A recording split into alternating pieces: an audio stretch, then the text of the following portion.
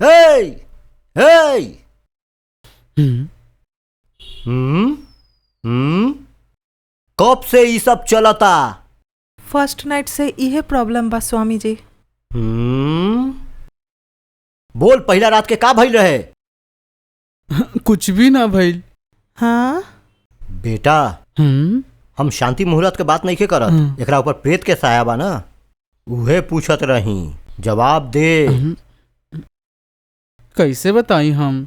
अगर ना बताइबे तो भूत के कैसे भगाइब हम? बोल। ऊ रात के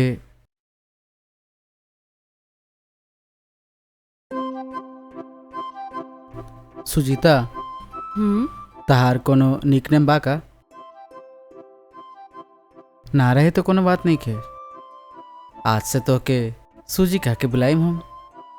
गुना, बहुत थकल बानी, चला सुता। आज हमनी के फर्स्ट नाइट बा। का बोलला? First night. लाइफ के फर्स्ट मीट बेस्ट डे भी हो सकेला ना। काहे ना, लेकिन अंदर ही अंदर एक फील, और वो फील के अंदर एक ड्रीम बा, और वो ड्रीम के अंदर वो बा।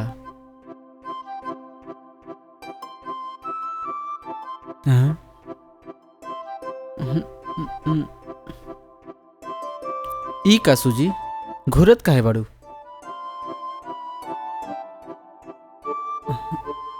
सूजी, भीतर ही भीतर फील, और वो फील के अंदर एक ड्रीम, और वो ड्रीम के अंदर ऊ बने का बा? हाँ, जाओ बाहर जा। सूजी का भाई खामे खा फूफा करके हमको डरवा तरू का? हाँ, जहाँ अकेली लड़की मिलल तो पास में आके बैठवा का, और घूर घूर के देखवा का, हाथ के टच करवा का। जा बाहर, बोलनी ना बाहर जाए खातिर। हे, ये तो के का हो गइल? ये सब का बा? ए, बाहर जा बे। ई का बोलनी ना बाहर जाए खातिर। सूजी, रिलैक्स रिलैक्स। का भइल? के बा सूजी? हम के बानी पता बा? हमार नाम कुकुमा बा। हमसे पंगा तू मोल लेबू ना तो तू खल्लास। जा बे। सूजी, हमार बात तो सुन। बाहर जा बे, जा बाहर। बोलनी ना बाहर जाए खातिर। माँ, का भइल? चिल्लावत काहे बारा? इस समय यहाँ बैठ के हमके काहे बुलावत रहा तू? हाँ बोला। हाँ माई, सूजी आम लड़की नहीं माई। का बोला तरा तू? वो लड़की नहीं खे तारा कहे के मतलब वो भगवान बिया? ओ से भी बढ़कर बा माई। ओ से भी बढ़ के मतलब? अरे का भी, आप कुछ बोला ना। कहली ना माई, उससे भी बढ़कर बा। हाँ, उससे भी बढ़ के मतलब?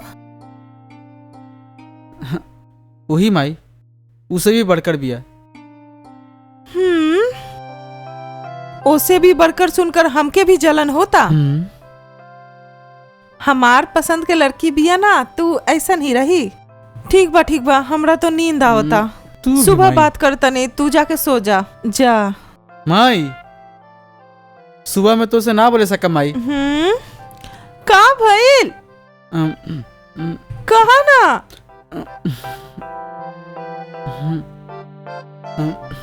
फर्स्ट नाइट से लेके अब तक एक पल भी न सोते सकनी माई। यह तरह ही शर्म हया छोड़कर तार पिताजी उनकर माँ के पास जाके बच्चा के तरह बोलनी। तारा कैसे बताई, एक हफ्ता से नींद ही नहीं आवत हमरा। अरे माई, हमके समझे के कोशिश करे ना, काहे जले पे नमक छिड़का तारू? अजी जरा अंदर आई तो। हाँ, ए तारा बुलावत या तू जाना। वो हमके बुलावत या तोहके कैसे सुनाई दिल? ए, हम भी अच्छा से सुन सके नी ना। हमके तो सुनाई नहीं खे दिल माँ, तू कैसे सुन ले लू? ये का बोला तरा तू? ओपे कुछ खुकुमा के भूत प्रेत बा माँ। हाँ? हाँ, प्रेत का? हाँ देखा हमरा बहुत डर लागता। ऐसन बात काहे करत रह तू? हमार मानता सुबह तांत्रिक के बुला के भूत पहले भगाओ तनी। फिलहाल तू जा, हमरा नींद आवता। माँ माई उठा अरे माई। जा।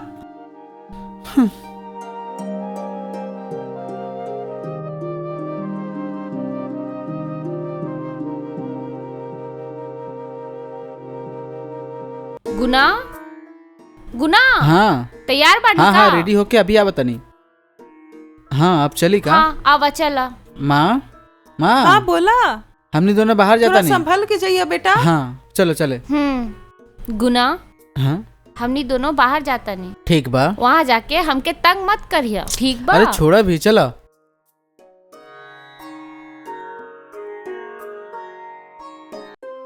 बेटा के खुशी के खातिर एक अच्छा लड़की के देख के शादी कर देनी, लेकिन जब से शादी भइल बा तब से हमार शांति छिन गल।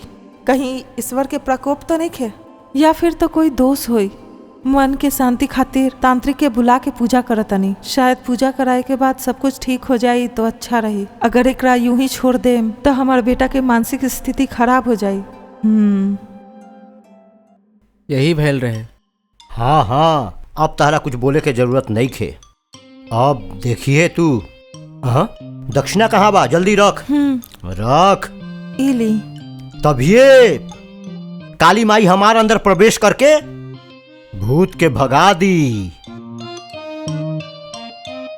एकरा से भी भयंकर भूत के देखले हैं हम। अब देखी है,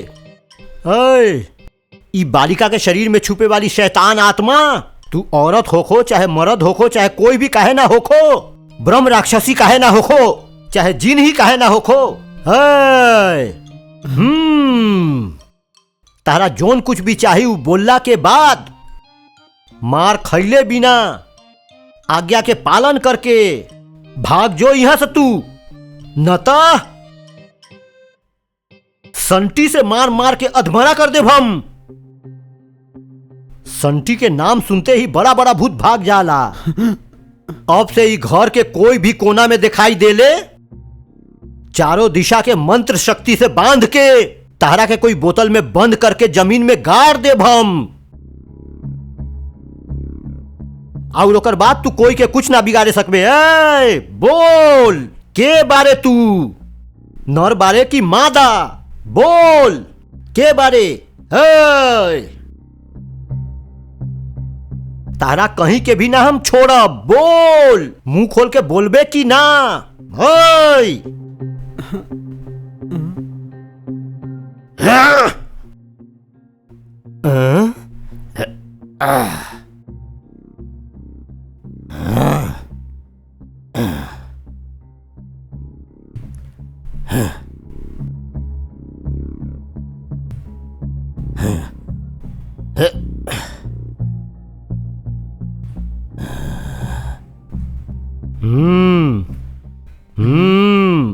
बांध माई अभी का? रात में। हाँ ठीक बा स्वामी। हाँ।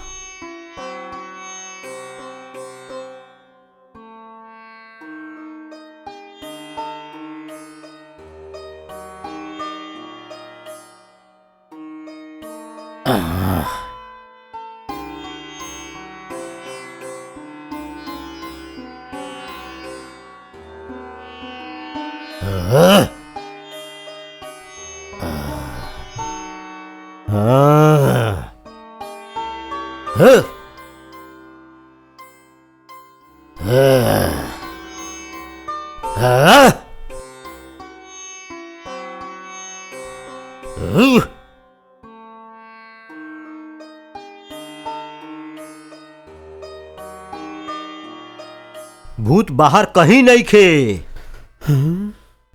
यहीं पर बा।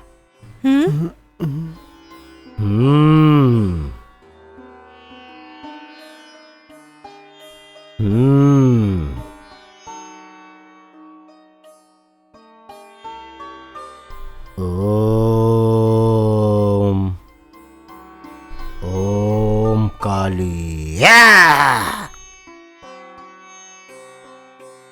ओम चरक पक्ष ज्वाला कर हुए कुआरा दूर जो।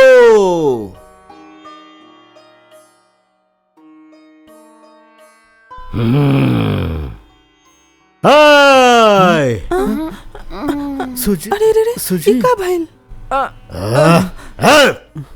सूजी सूजी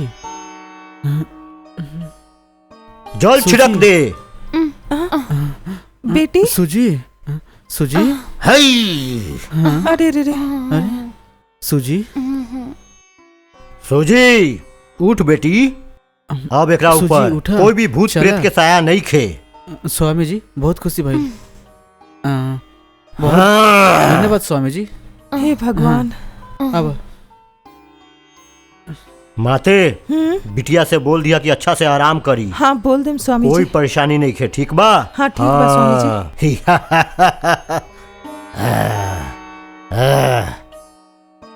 ई भभूत रखा, आयुष्मान भव।